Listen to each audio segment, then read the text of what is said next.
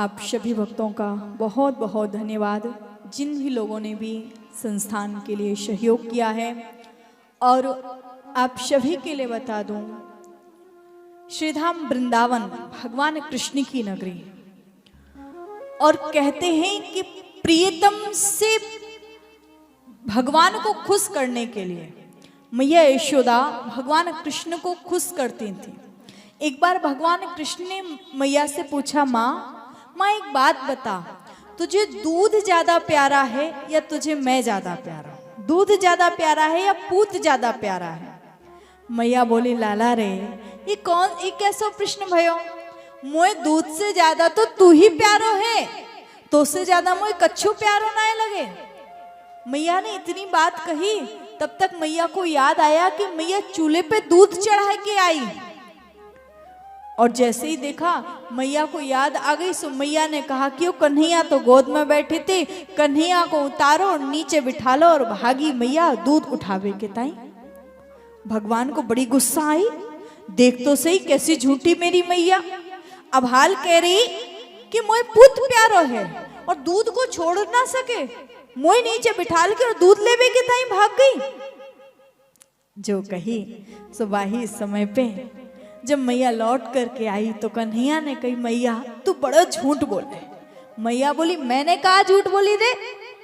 कन्हैया बोले, तेने अभाल कही कि तोय पूत प्यारो है, दूध प्यारो ना है, और तू दूध के ताई मोय छोड़ के चली गई। मैया बोली, लाला ऐसो ना है, मोय प्यारो तो तू ही है। बोल, तो फिर दूध के ताई तेने मोको क्यों छोड़ो?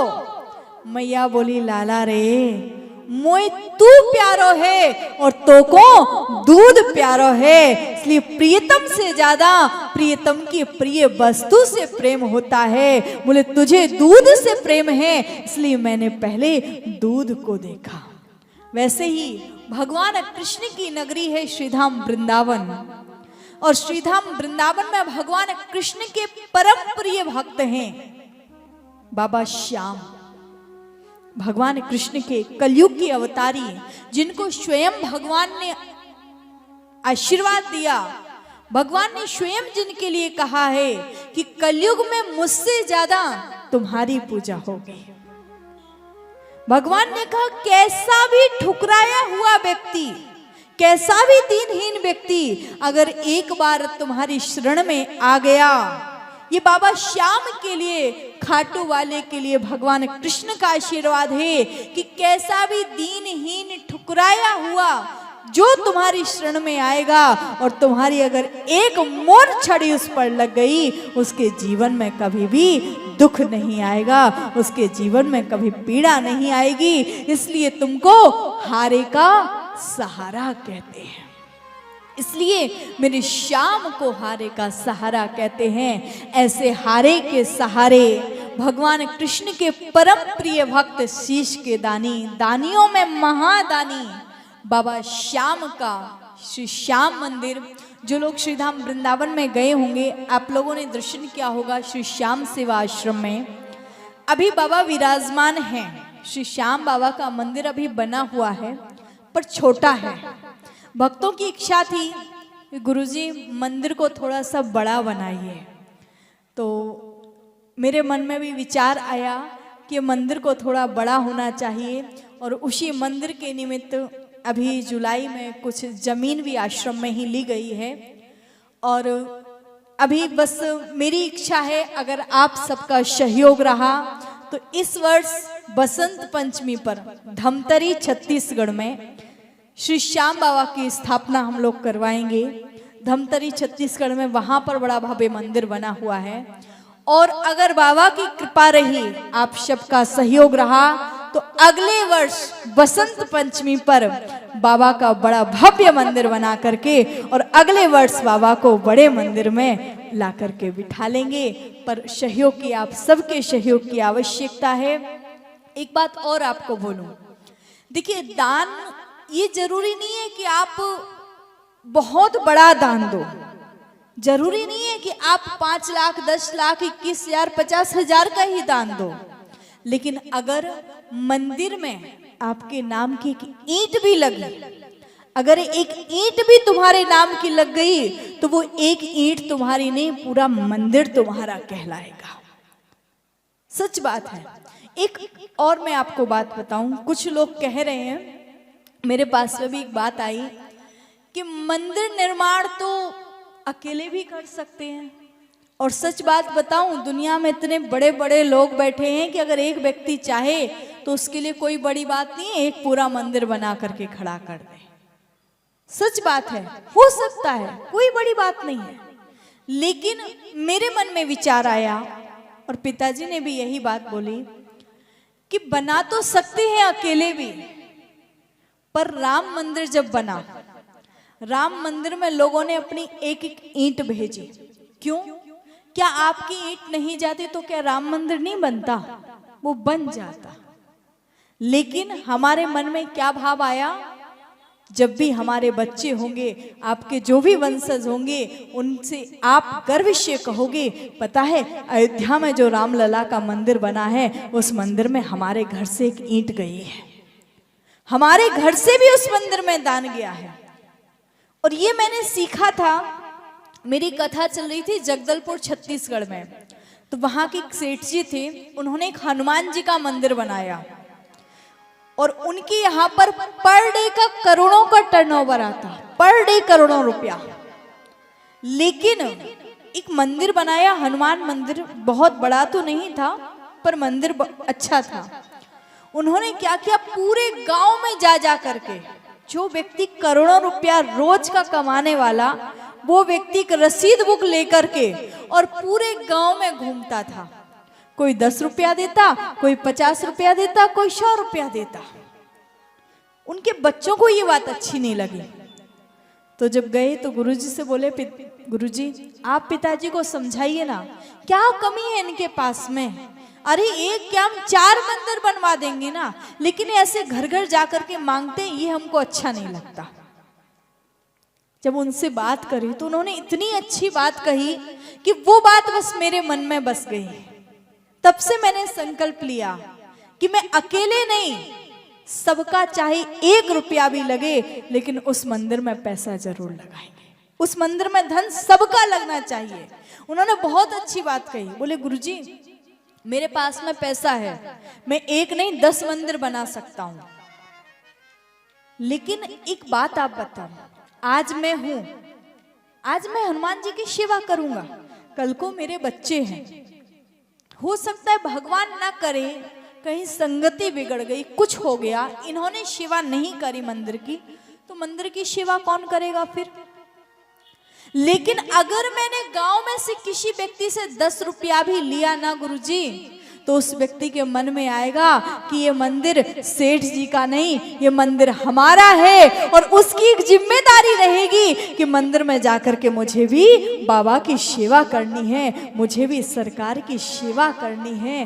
बोले वो 10 रुपया मेरे लिए बड़ी बात नहीं है, मैं उसको 10 के बदले में 10,000 दे दूंगा, लेकिन वो 10 रुपया उसके मन में जो भावना प्रकट करेगा, वो मेरे लिए बहुत बड़ी बात है। तब से मेरे मन में विचार आया कि वास्तव में चाहे आपका जो आपसे सहयोग बने, छोटे से छोटा सहयोग भी किसी भी रूप में आप लोग करें, लेकिन बाबा के निर्माण कार्य में, बाबा के मंदिर निर्माण कार्य में आप सभी लोग अपना सहयोग अवश्य दें। बस यही आशा आप सबसे करती हूँ, क्योंकि वृंदावन भगवान कृष्ण की लीला स्थली है। श्री नारद जी महाराज जब श्रीधाम वृंदावन में पहुंचे, तो वृंदावन में जाकर के नारद जी ने क्या देखा कि एक नारी विराजमान है, उनके सामने 2 वृद्ध पुरुष पड़े हुए हैं, ज्ञान और वैराग्य। नारद जी ने पूछा, देवी जी आप कौन हो? तो देवी जी ने अपना परिचय दिया और कहा, अहम भक्ति रीति ख्यात इमौ में तनयो मतो ज्ञान वैराग्य नामान काल योगे नजर जरो।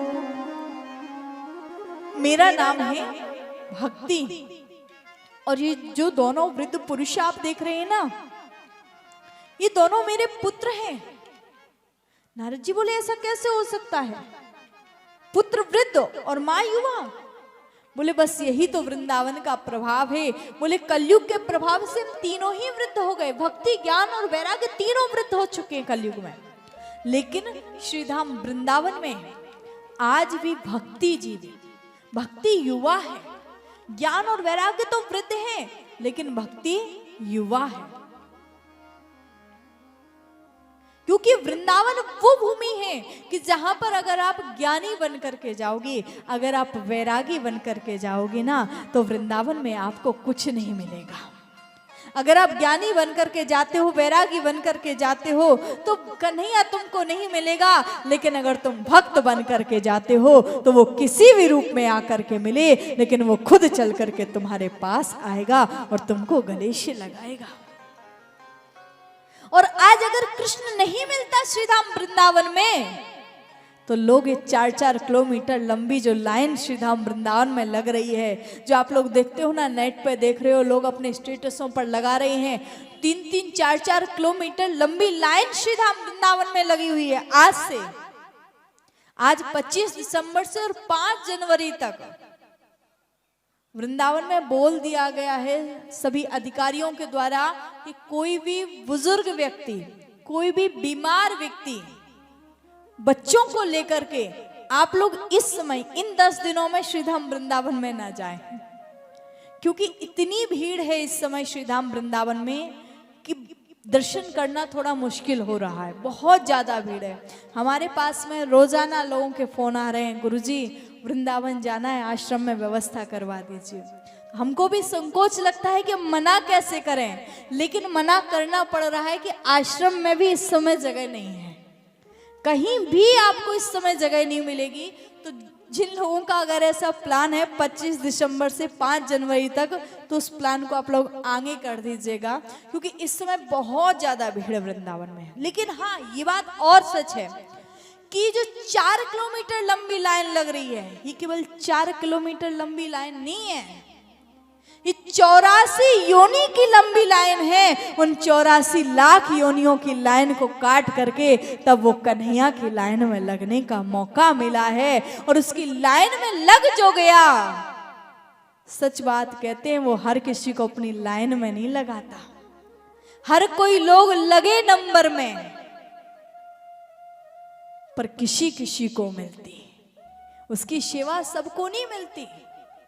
सब लाइन में लगे हैं, लेकिन वो श्रीधाम वृंदावन की भूमि है, जहां अगर आप भक्ति से जाओगे, अगर आप भाव से जाओगे, तो कण कण में कृष्ण नजर आएगा।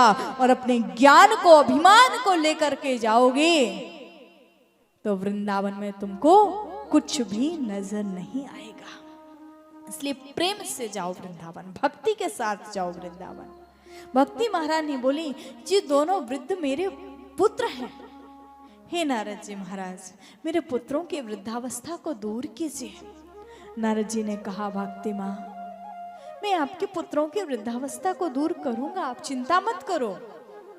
नारद जी महाराज ने क्या किया, भक्ति महारानी के पास में बैठे और ज्ञान वैरागी के कानों में भगवान के नाम को गाना आरंभ कर दिया। जब तक भगवान के नाम को गाते, ज्ञान वैरागी की मूर्छा खुल जाती। जो नाम को गाना बंद करते तो ज्ञान वैराग्य फिर मूर्छित हो जाते। सोचे क्या करूं। गीता पाठ सुनाना आरंभ कर दिया। गीता पाठ है मुहुर्मुहु, बार बार गीता पाठ सुनाते। जब तक गीता पाठ सुनाते ज्ञान वैराग्य की मूर्छा खुल जाती। जो गीता पाठ सुनाना बंद करते तो ज्ञान वैराग्य फिर मूर्छित हो जाते। श्री रामचरितमानस के श्लोकों को गाना आरंभ कर दिया। वर्णानाम अर्थ संहानाम रसानाम छंदसामपि मंगलानाम च कर्तारो वंदे वाणी विनायको। श्री रामचरितमानस के श्लोकों को गाना आरंभ किया, चौपाइयों को गाना आरंभ किया। जो चौपाइयों को गाते तब तक ज्ञान वैराग्य की मूर्छा खुल जाती, गाना बंद करते फिर मूर्छित हो जाते। वेदों को गाना आरंभ कर दिया, पुराणों को गाना आरंभ कर दिया, लेकिन ज्ञान वैराग्य की मूर्छा खुलती और गाना बंद करते तो फिर मूर्छित हो जाते। क्या करूं। उस समय आकाशवाणी हुई, अरे नारद, अगर ज्ञान वैराग्य की मूर्छा को दूर करना चाहते हो तो सत्कर्म करो। नारद जी महाराज ने सोचा ये सत्कर्म है क्या, ये सत्कर्म क्या है, क्या करूं मैं। श्री नारद जी महाराज उसी समय आए और आकर के नारद बाबा जाते जगह जगह लोगों से पूछते भैया सत्कर्म क्या है, कोई नहीं बता पाया। भ्रमण करते करते बद्रीनाथ में पहुंच गए। सनत कुमारों से पूछा भैया ये सत्कर्म है क्या, तो सनत कुमार कहने लगे सत्कर्म कुछ और नहीं, सत्कर्म है श्रीमद् भागवत की कथा। कि सत्कर्म सूचको नूनम ज्ञान यज्ञ स्मृतो बुधये श्रीमद् भागवतालाप सतु गीता शुकादिभि। सत्कर्म है श्रीमद् भागवत की कथा। जिस प्रकार से जंगल में शेर की दहाड़ सुनते ही जंगल के सारे छोटे मोटे जीव जंतु जानवर भाग जाते हैं, वैसे ही कलयुग में श्रीमद् भागवत के श्लोकों के आलाप को सुनते ही श्रीमद् कलयुग के सारे दुर्गुण भाग जाते हैं। आज जैसे ही कहा, बोले आप एक काम करो, ज्ञान और वैराग्य के लिए श्रीमद् भागवत की कथा श्रवण करवाओ। भागवत की कथा कैसे सुनाए? बोले सबसे पहले कोई श्रेष्ठ वक्ता नियुक्त करो। वक्ता कैसा होना चाहिए? बोले दृष्टांत कुशलहा धीरो, जो श्रीमद् भागवत के सिद्धांतों को आपको दृष्टांतों के माध्यम से श्रवण करवा सके। क्योंकि श्रीमद् भागवत की कथा अगर सीधी सीधी कथा करी ना तो बहुत कठिन है, साधारण रूप से समझ में नहीं आएगी। लेकिन लोगों को साधारण भाषा में समझा सके तो कहा वक्ता कौन होगा? सनत कुमारों से अच्छा प्रवक्ता और कौन हो सकता है, जिनका कथा मात्र की जीवना, जिनका जीवन ही कथा मात्र है। सत्य बात है। आज जैसे ही कहा, बोल सनत कुमारों को व्यासपीठ पर नियुक्त किया। कथा होनी कहाँ चाहिए? तो कहा कथा होगी हरिद्वार में। नारद जी महाराज ने कहा हरिद्वार में कथा क्यों होगी? ज्ञान वैराग्य मूर्छित तो श्रीधाम वृंदावन में है, कथा हरिद्वार में ऐसा कैसे हो सकता है? बोली श्रीमद् भागवत कथा, इस कथा में वो पावर है कि आप दुनिया के किसी भी कोने में बैठ करके किसी भी व्यक्ति के नाम से संकल्प लेकर के और कहीं भी जाकर के आप कथा सुनाओगे, उस व्यक्ति को कथा सुनने का पुण्य फल प्राप्त होगा ही होगा। पर हरिद्वार को ही क्यों चुना? क्योंकि यह हरिद्वार, यह दरवाजा। मानो आपके घर में लाइट चली जाए, लाइट गई तो आपने एक मोमबत्ती जलाई और मोमबत्ती को जला करके आपने घर के अंदर रख दिया, और मोमबत्ती को जला करके जैसे घर के अंदर रखा तो उजाला कहाँ होगा? कहाँ होगा?